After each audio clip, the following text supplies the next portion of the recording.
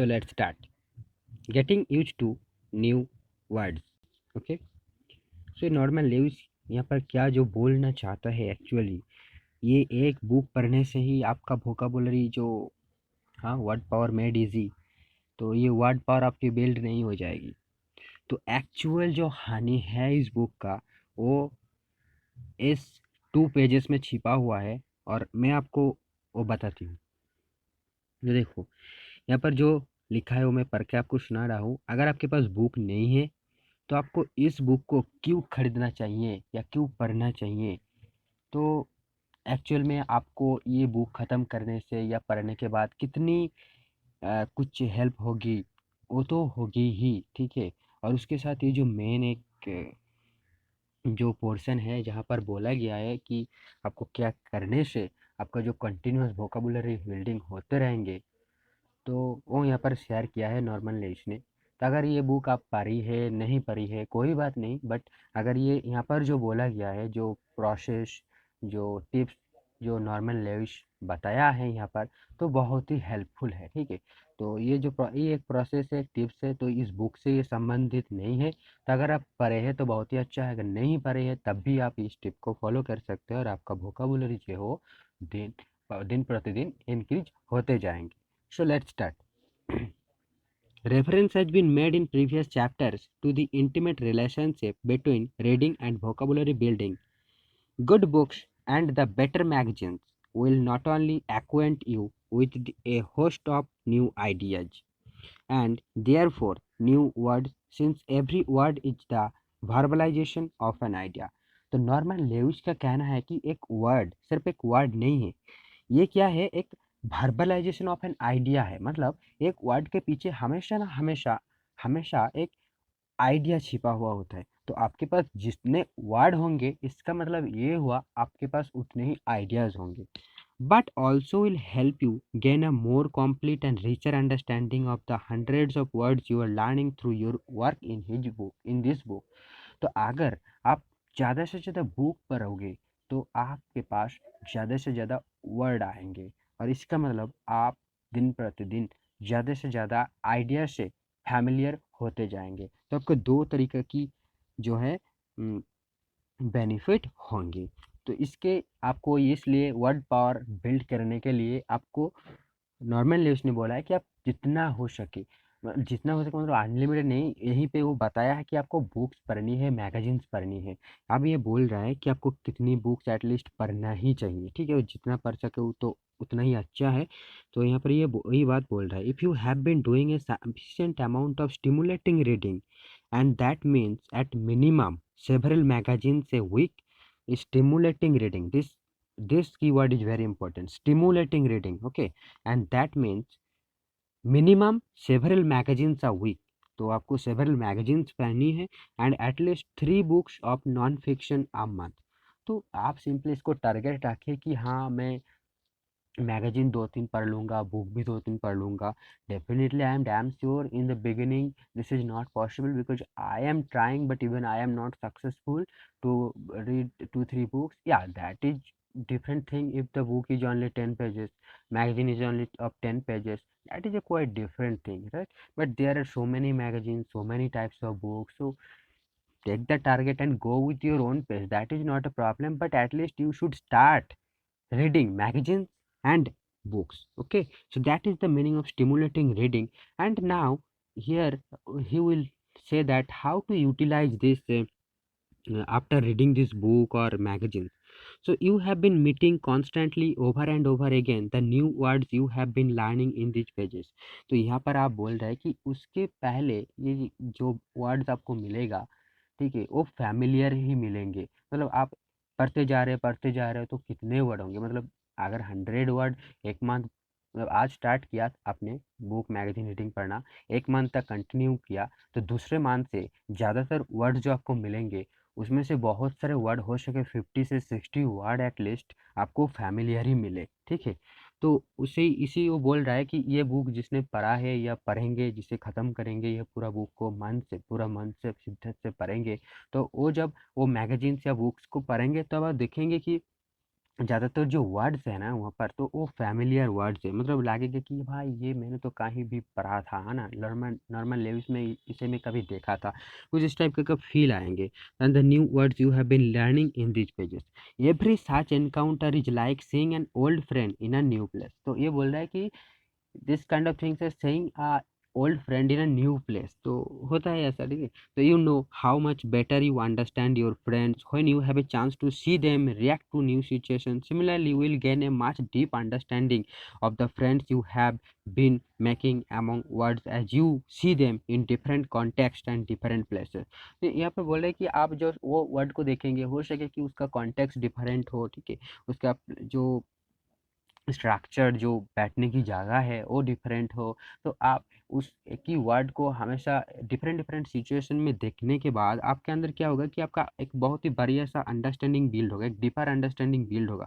वो वर्ड का मीनिंग आप बहुत अच्छे से समझ पाओगे, जैसे हम कोई दोस्त को बार बार मिलने से या बार बार देखने से ज़्यादा समझ पाते हैं, तो कुछ ऐसा ही बोल रहा है। तो यहाँ पर जो मेन फोकस वो बोल रहे हैं रिपीटेशन इज द की। अगर आप मैगजीन बुक्स नहीं पढ़ रहे हो तो आप यहाँ से, क्योंकि ये तो एक वर्ड का कलेक्शन है ना, कुछ भी डिक्शनरी हो या कुछ भी इस तरीके का बुक हो जो वर्ड पावर में इजी है, तो ये तो एक वर्ड ऑफ कलेक्शन है, यहाँ पर कुछ मीनिंग वगैरह दिया हुआ है। लेकिन जब एक मैगजीन से बुक से वहाँ पर एक हमेशा एक फ्लो रहता है, एक स्टोरी रहता है, तो वहाँ पर आप पढ़ोगे वर्ड को बार बार तो रिपीट होंगे, तो रिपीट होते होते ही आपका जो वो वर्ड्स है वो आपका दिमाग में स्टोर होगा। तो my recommendations in the past have been of non fiction titles but novels too a rich source of salutary additions to your vocabulary. तो ये नॉर्मल न्यूज़ पहले क्या बोला था, मतलब पास्ट में वो जो प्रीवियस चैप्टर्स है, मेरे पास वो हार्ड कॉपी भी है, मैं आपको दिखाया, ठीक है। तो उसका जो प्रीवियस चैप्टर थे वहाँ पर उन्होंने बोला था कि आपको नॉन फिक्शन टाइप का बुक पढ़नी है, ठीक है, क्योंकि उसमें बहुत जो कॉन्सेप्ट बोला वो अच्छी होती है ना। तो नॉन फिक्शन टाइप का बुक पढ़नी है, लेकिन यहाँ पर बोल रहे ठीक है आप नोवेल भी पढ़ सकते हो, वहाँ पर भी बहुत सारे जो है न्यू वर्ड्स वगैरह मिलती है। Provided you stay alert to the new words you will inevitably meet in reading novels. But एक बात का ध्यान रखनी है कि you stay alert to the new words you will inevitably meet, आपको मिलेगा ही मिलेगा, और उस वर्ड पे आपको अलर्ट रहना है। तो किस तरीके से अलर्ट रहना है, क्या करनी है न्यू वर्ड में करने से बाद, तो वो यहाँ पर बताया जा रहा है। The natural temptation when you encounter a brand new word in a novel is to ignore it. तो हम जब भी स्टोरी पढ़ते हैं, नॉवेल पढ़ते हैं, तो ठीक है इस वर्ड को समझ में नहीं आ रहा है, लेकिन एक्चुअल में ऑथर क्या बोलना चाहते हो तो मैं समझ गया, है ना, तो ठीक है उस वर्ड को स्किप कर देते हैं, कभी बाद में देख लेंगे। तो नॉर्मल न्यूज़ बोल रहे नहीं, ऐसा आपको बिल्कुल भी नहीं करना चाहिए। The lines of the plot are perfectly clear even if many of the author's words are not. I want to counsel strongly that you resist the temptation to ignore the unfamiliar words you may meet in your novel reading, resist it with every ounce of your energy. तो बोल रहा है कि आपका जो ये इच्छा कि इसे स्किप स्किप कर दूँ, इस इच्छा को आपका जितना शक्ति है उतना शक्ति से every ounce of your energy इसे रेजिस्ट कीजिए, मतलब इसे ना करें, स्किप ना करें। For only by such resistance can you keep building your vocabulary as you read. Jodi, if you can resist yourself from this you know, skipping of skipping of these unknown or unfamiliar words, only then you will be able to build a good vocabulary. So what should you do then? Okay, so ठीक है मैंने skip नहीं किया, लेकिन करूँ क्या, बैठ के रहूँ क्या यहाँ पर। हाँ भाई, ये उसको मीनिंग नहीं पता तो मैं बैठ जाती हूँ यहाँ पर, बैठ के रहता हूँ, ध्यान करने लगा। नहीं, ऐसा कुछ भी नहीं है, ऐसा बोल रहा है, क्या बोल रहा है, व्हाट शुड यू डू। तो बोल रहा है कि don't rush to dictionary to a dictionary. ये बात सबको बोलते हैं, ठीक है भाई देख लेते हैं डिक्शनरी में, कहीं पे गूगल में सर्च कर लेते हैं, है ना, ज़्यादातर लोग आज गूगल में ही सर्च कर लेते हैं। कुछ दिन पहले हम तो डिक्शनरी ऐप यूज़ करते थे, लेकिन आप मैं ऐप यूज़ नहीं करता, मैं डायरेक्ट गूगल में सर्च करता हूँ, ठीक है। और और आजकल ऑफलाइन वो hard copy dictionary I think कोई नहीं यूज़ करता, ठीक है, क्योंकि ढूंढने में ही बहुत टाइम जाता है। तो वो एक बेनिफिट गूगल का है और इसका डीमेरिट आज बन चुका है। तो don't bother underlining the word. तो आप उस मीनिंग को डिक्शनरी में मत जाओ, उस लाइन को अंडरलाइन, उस वर्ड को अंडरलाइन भी मत करो। Don't keep long list of words, मतलब ये अंडरलाइन करते हैं, या कुछ लोग होते हैं जो नोट डाउन करते हैं कि वोकेबुलरी के लिए एक अलग सा डायरी है जहाँ पर, या नोटबुक है जहाँ पर वो लोग नोट डाउन करते हैं, तो ऐसा भी मत करो। मतलब नोट डाउन करने से भी कुछ फ़ायदा नहीं होगा, है ना? डिक्शनरी पे मत जाओ, अंडरलाइन मत करो, तो करना क्या है वो तो बता दे भाई। तो यहाँ पर ये बोल रहा है कि will eventually look up in message, मैंने अगर आपने वो लिस्ट डाउन करा तो आपके पास एक हीप हो जाएगा, पाइल हो जाएगा, क्योंकि नोट डाउन करते करते करते करते बहुत हो जाएगा और आप वो एक टाइम बाद वो देखना ही छोड़ दोगे। ठीक है, तो these activities are likely to become painful and you will not continue them for any great length of time. वही बात बोल रहा है, instead do something quite simple and very effective. यहाँ पर आप बोल रहे हैं तो आपको करना क्या चाहिए। तो when you meet a new word, underline it with a mental pencil. Mental pencil is the keyword, right? तो आपको पेंसिल से अंडरलाइन नहीं करनी है, आपको मेंटली अंडरलाइन करनी है। That is pause for a second. मतलब ये मेंटल पेंसिल क्या होता है भाई, ये कैसे यूज करना होता है वो आपको सिखा रहा है कि that is pause for a second and attempt to figure out its meaning from its use in the sentence or from its etymological root or prefix if it contains one, if you have studied। तो आपको बोल रहा है कि उस जगह आप एक सेकंड के लिए पॉज हो जाओ, ठीक है, या एक मिनट के लिए पॉज हो जाओ और उसके बाद आप सोचते रहो कि कहीं ना कहीं ये वर्ड को आपने कभी देखा है क्या, इसमें ऐसा कुछ प्रेफिक्स है या कुछ रूट मीनिंग है। क्योंकि नॉर्मल लुइस का जो बुक है ना, यहाँ पर एटिमोलॉजिकल रूट पर बहुत ही जोर दिया गया है और वही बेसिस पे ये पूरा बुक को लिखा है, या पूरा का जो सारे वर्ड्स है उसको डिस्कस किया है, वो आपको या हम लोगों को सिखाने की कोशिश किया जाए एटिमोलॉजिकल रूट के थ्रू। एंड प्रीफिक्स भी है, तो बोल रहा है कि उस चीज़ को देखो कि आपको याद आ रहा है क्या कि ये इससे रिलेटेड है, या इस रूट का ये मीनिंग होता है, या इस कॉन्टेक्स्ट में बैठा है तो ज़रूर इसका मीनिंग कुछ इस तरीके से होगा। तो ये आप सोचिए, आप समझने एग्जाम्पल की कोशिश लगाए, करें आप ना। गेस कीजिए, आप सिमिलरिटी ढूंढ के निकालिए। ठीक है, तो आप अपने आप वो मीनिंग को समझने की कोशिश कीजिए without any dictionary. Make a mental note of it, से इट अलाउड वंस और ट्वाइस। ठीक है, तो अगर बोल रहा है कि यहाँ पर एक बात ये क्लियर नहीं हुआ कि अगर नहीं आया, मतलब मेरे को आइडेंटिफाई करने नहीं, मैंने नहीं कर पाया, तब मैं क्या करूँ, तो वो यहाँ पर नहीं बताया गया आई थिंक। तो आई थिंक बोल रहा है कि उसका कोई ज़रूरत भी नहीं है, make a mental note of it, मतलब आप सिर्फ पहली जब देख रहा हो तब आपको मीनिंग जानने की ज़रूरत ही नहीं, आप सिर्फ उसकी नाम ही जान लो, वो ही याद रखो, वही काफ़ी है। ठीक है, आप किसी आदमी को या किसी व्यक्ति को पहली बार देख रहा है तो आप हम पहला पर्पस क्या होता है, मतलब पहला जो फोकस होता है कि एटलीस्ट इसका नाम याद रह जाए, है ना? कुछ बायोडाटा बाद में याद करेंगे, ठीक है। तो यह पर लेव्स भी वही शायद बोलना चाहते हैं, क्योंकि यहाँ पर ये क्लियर नहीं किया या नोट नहीं बोला कि अगर आपको उसके बाद नहीं आता, आपने सोचने बैठ गया, मेंटल पेंसिल से अंडरलाइन कर लिया, लेकिन अगर फिर भी नहीं आया तो क्या करना चाहिए, तो कुछ भी नहीं करना चाहिए। मतलब ये नहीं बोला कि तब डिक्शनरी में जाओ, ऐसा नहीं बोला। तो हम मान लेते हैं कि ये डिक्शनरी को अवॉइड ही करने बोला है, तो आपको बोल रहे हैं कि मेंटल नोट ऑफ इट। ठीक है, आपको आया, कुछ भी आया उसका ही मेंटल नोट प्रिपेयर कर लो। आया नहीं है कोई बात नहीं, अगर नहीं आया तो उस वर्ड का ही मेंटल नोट प्रिपेयर कर लो कि हाँ इसका स्पेलिंग ये है और इसका प्रोनाउंसिएशन ऐसा है। इतना तो कर ही सकते हैं ना, तो वही याद कर लो। मतलब किसी व्यक्ति को पहली बार देखा तो उसका नेम याद कर लिया हमने, ठीक है, सिर्फ नेम को नोट कर लिया या नेम को याद कर लिया। से इट अलाउड वंस और ट्वाइस, उसके बाद क्या करना है कि दो तीन बार जोर से बोलिए, ठीक है, प्रोनाउंस कीजिए and then go on reading. उसके बाद फिर से रीडिंग करना स्टार्ट कीजिए, मतलब आगे फॉरवर्ड हो जाए। That's all there is to it. What you are doing, of course, is developing the same type of mindset toward the new words that you have developed toward the words you have studied in this book. And the results of course will be the same. You will begin to notice in the word occurring again and again in other reading you do, and finally having seen it in a number of varying contexts, you will begin to get enough of its connotation and flavor to come to a fairly accurate understanding of its meaning। ठीक है, अब ये जब और दूसरी बार आपको मिलेंगे, तीसरी बार मिलेंगे, तब आप देख देख के उसका मीनिंग आपको समझ में आ जाए। पर फिर भी मैं यहाँ पर आपको ये ऐड कर देना चाहूँगा कि आप ठीक है सोच लीजिए, आप कोई भी, क्योंकि उससे रिटेंशन कैपेसिटी हमारा जो है वो बढ़ जाएंगे। अंडरलाइन भी नहीं करना चाहिए, कि लेविस ने भी सही बात बोला है कि यहाँ पर जो अंडरलाइन करता हूँ या उसके बाद डायरी में नोट डाउन करता हूँ, तो मैंने भी काफ़ी बार ट्राई किया था, लेकिन वो नोट डाउन ही होता और उसके बाद धूला वगैरह पड़ गया था, तो मैंने बाद में फेंक दिया। ठीक है, तो या फाड़ दिया खाता से, तो ऐसे कर दिया, या वो खाता कभी खुला ही नहीं, तो ये भी हुआ। तो ठीक है, उसको स्किप करिए, बट आप ये जो फॉलो करिए, मेंटल पेंसिल यूज़ करिए। बट ये बात एक ऐड कर दूंगा कि आपके पास जब गूगल डिक्शनरी है तो उसके बाद अगर अच्छा लगे, ठीक है, तो आप गूगल में जाकर तुरंत ही एक क्या मीनिंग देख सकते हो।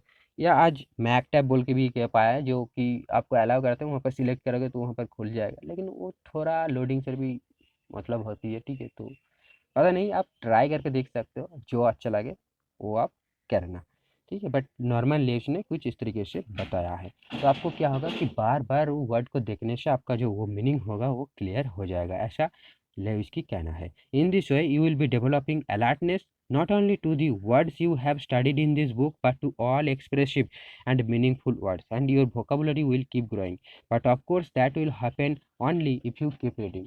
तो बोल रहा है कि आपको लगातार पढ़ते रहना चाहिए, है ना। बोला ना कि हर वीक 2-3 मैगजीन, 2-3 बुक सबको पढ़नी ही पढ़नी है। तो I do not use to recommend any particular novels और novelist since the type of fiction one enjoys is very personal matter.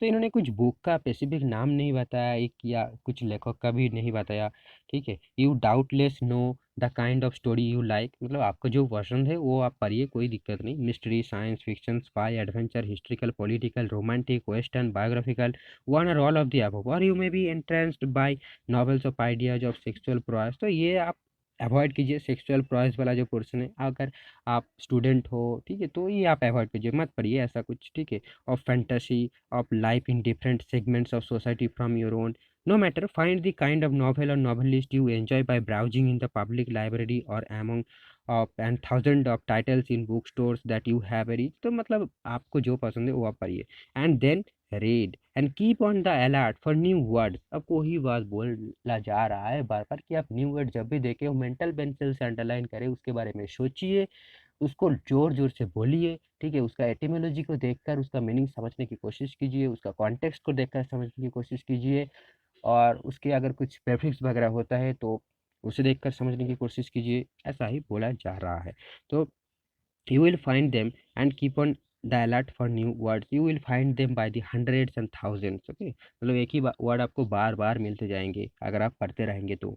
bear in mind people with rich vocabularies have been reading omnivorously voraciously since childhood। बोला है जो जिसके पास, जैसे कि कि शशि थरूर, ऐसे कुछ लोग हैं इंडिया में और बाहर भी बहुत सारे हैं, तो जिसके पास ये रिच वोकाबुलरी होता है वो बहुत सारे दिन से पढ़ रहा है ना।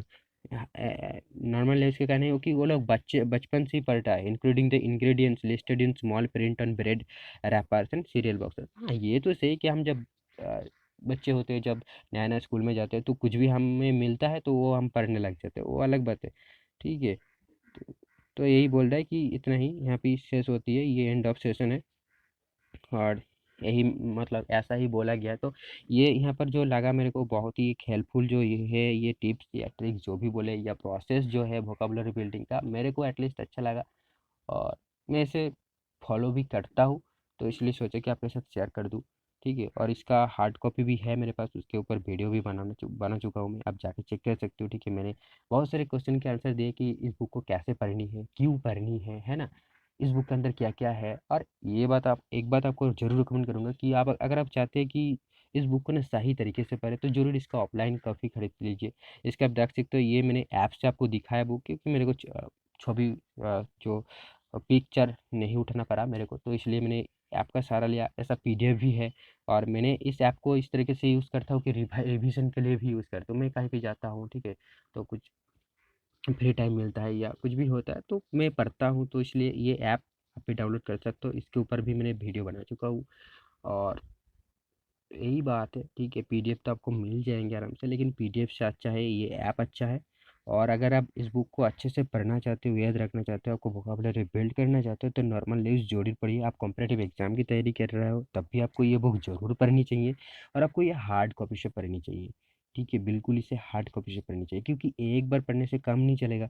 और आपको ये पीडीएफ जो है, ये ऐप से अगर फर्स्ट टाइम पढ़ेगा तो आप बोरिंग हो जाएगा, ठीक है। फर्स्ट टाइम क्या, सेकंड टाइम, थर्ड टाइम, ये कुछ भी है, रिवीजन के लिए ठीक है ऐप, तो वो आप कहीं पे जा सकते हो तो वो ठीक है, लेकिन तब भी तो आपके पास ऑप्शन रहेगा ना कि ऑफलाइन के पढ़ने के लिए, तो वो अलग बात है ना। तब तक आपके, तो पहली बार जब आप पढ़े, ठीक है, वो आप ऑफलाइन या हार्ड कॉपी से पढ़िए। हो सके आपका कुछ फ्रेंड वगैरह हो तो उससे ड्रॉ कीजिए, और अगर आप मेरे ही आसपास के रहने वाले हो तो मेरे से भी ये बुक ले सकते हो।